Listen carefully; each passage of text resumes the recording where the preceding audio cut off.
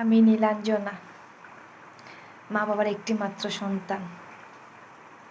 দেখতে সেরকম সুন্দর নই আমি, কিন্তু মা বাবা আমাকে ভীষণ ভালোবাসে। আমি পড়তে খুব ভালোবাসি, কিন্তু মা বাবার অভাবে সংসার সেরকম আমাকে উপযুক্ত করতে পারছে না, তেমনটাই মা বাবার বলা। আমি যথেষ্ট সুখে আছি মা বাবার ঘরে, তবে মা বাবা নাকি আমাকে বিয়ে দিবে, আমাকে উপযুক্ত করবে পড়াশোনার দিক থেকে।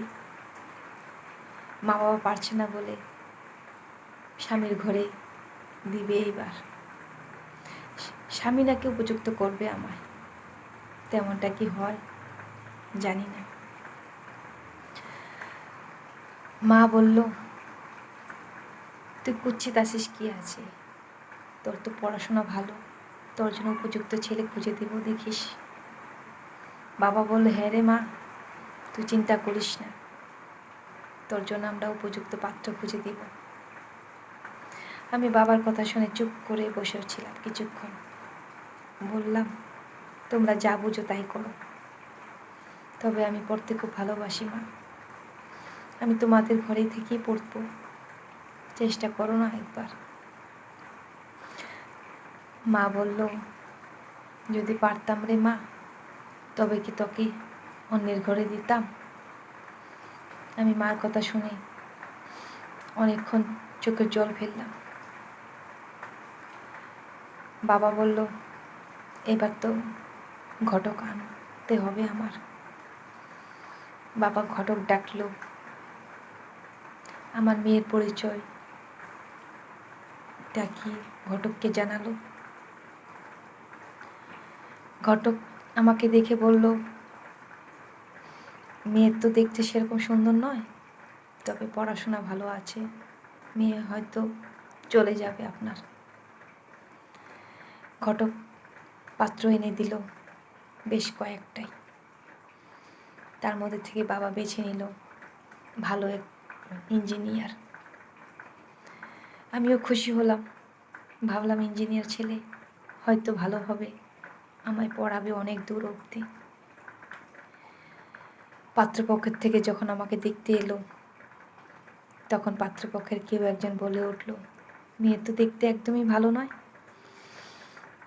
আমার ছেলে কি পছন্দ করবে তাকে? তখন ঘটক বলে উঠল, কেন পছন্দ হবে না? আপনারা তো বউ খুঁজছেন, তবে কেন পছন্দ হবে না?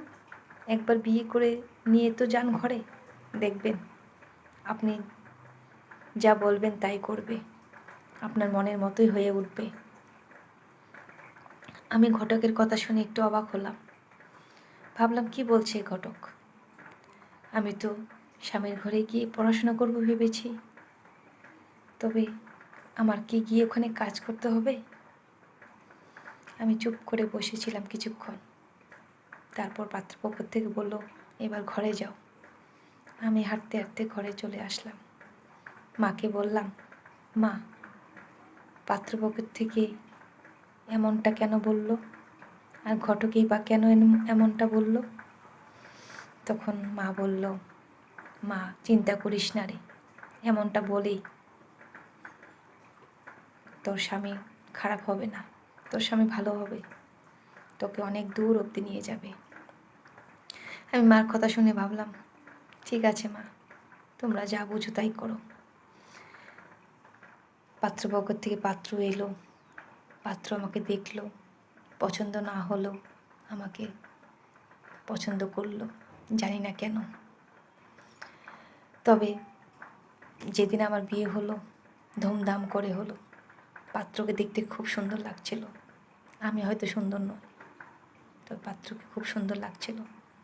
আমি মনে মনে খুশি ছিলাম, হয়তো আমার কপাল, আমি হয়তো ভাগ্য করে পেয়েছি এমন স্বামী। বিয়ে হলো, স্বামীর ঘরে রওনা দিলাম। সেখানে গিয়ে যখন আমাকে বরণ করবে, তখন শাশুড়ি মা চলে আসলো, এসে আমাকে দুটো বাচ্চা তুলে দিল কোলে, বলল, এই নাও, তোমারটা তুমি বুঝে নাও। আমি চমকে গেলাম, বললাম, বুঝতে পারলাম না আপনার কথা। শাশুড়িমা বলল, বুঝবে, সব বুঝবে। যখন বাচ্চা দুটো আমার স্বামীকে বাবা বলে ডাকলো, তখন আমি অবাক হয়ে গেলাম। এ কি বলছে? বাবা মানে তিনি বিবাহিতা? আমি তো জানতাম না সে কথাটা। আমার মা বাবাও তো আমাকে বলেনি। আমি চুপ করে কিছুক্ষণ বসে থেকে যখন আমি স্বামীর ঘরে গেলাম, তখন স্বামীকে আমি জিজ্ঞেস করলাম, এ কি বলছেন আপনারা? এ কি আপনার বাচ্চা? বললো, হ্যাঁ আমার বাচ্চা। আমার স্ত্রী মারা যান প্রায় 2 বছর হয়েছে। আমি একা সামলাতে পারছিলাম না, তাই তোমাকে বিয়ে করেছি। এখন তুমি এদেরকে দেখবে, তুমি এদের মা। আমি বললাম, আমি তো এমন কোনটা জানিনি আগে। বলল, জানানো হয়নি তোমাদের, আমিও মেয়ে খুঁজছিলাম, পাচ্ছিলাম না, তাই। আমি তো কাঁদতে কাঁদতে সারা রাত্রি কাটালাম। পরের দিন আমি মাকে ফোন করলাম, মা এই কি এমন কাণ্ড কারখানা, কেন এমনটা করলে আমার সাথে? আমি না পড়বো অনেক ভেবেছিলাম।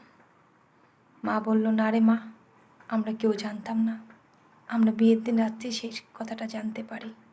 কিন্তু মেয়ে বলে কথা, তুই দেখতে সুন্দর না, তোকে আবার কে বিয়ে দিবে, কে বিয়ে নিবে, তাই ভেবে ভয় পেয়ে গেলাম রে মা। তোর স্বামী তোকে আদর করবে, পড়াবে, চিন্তা করিস না। আমি চট করে ফোনটা রেখে দিলাম মার কথা শুনে। আমি স্বামীকে বললাম, আমি তো পড়াশোনা করবো ভেবেছিলাম, অনেক দূর অবধি যাবো ভেবেছিলাম, এই আপনারা কি করলেন আমার সাথে, কি করলেন? বলল, পড়াশোনা করে আর কি হবে, এই বাচ্চাই তোমার এখন পড়াশোনা। আমাকে দেখিয়ে দাও তো কত দূর অবধি যেতে পারো, আমার বাচ্চাদেরকে নিয়ে যেতে পারো, বাচ্চাদেরকে পড়াবে, বাচ্চাদেরকে অনেক দূর অবধি নিয়ে যাবে, সেটাই তোমার কর্ম, সেটাই তোমার ধর্ম। আমি নীলাঞ্জনা, আজ আমি হেরে গেলাম। আমি নীলাঞ্জনা, আজ আমি হেরে গেলাম, হেরে গেলাম, হেরে গেলাম।